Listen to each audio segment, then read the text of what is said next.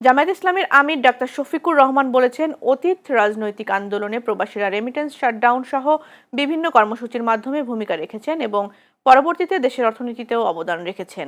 মঙ্গলবার জাপানের সিবু কাওয়া ওয়েলফেয়ার সেন্টারে বাংলাদেশ কমিউনিটির পক্ষ থেকে ইসলামিক মিশন জাপান নাগোয়া শাখার তত্ত্বাবধানে নাগরিক সংবর্ধনা অনুষ্ঠানে তিনি একথা বলেন। অনুষ্ঠানে তিনি গণভোট প্রসঙ্গে কঠোর অবস্থান তুলে ধরে বলেন, তার মতে গণভোটের রায় বাস্তবায়ন অবশ্যই হতে হবে। তিনি দাবি করেন, জনগণের একটি বড় অংশ গণভোটের সমর্থন দিয়েছে এবং সেই রায় বাস্তবায়ন না হলে তা জনগণের প্রতি অসম্মান হবে। ডাক্তার শফিকুর রহমান তার বক্তব্যে দুর্নীতি, চাঁদাবাজি ও বাজার সিন্ডিকেটের কারণে দ্রব্যমূল্যের বৃদ্ধির বিষয়ে উদ্বেগ প্রকাশ করেন। তিনি সরকারকে এসব বিষয়ে কঠোর অবস্থান নেওয়ারও আহ্বান জানান। গণভোট ব্যর্থ হয়েছে এমন কোনো ইতিহাস নাই। বাংলাদেশে 4টা গণভোট হয়েছে।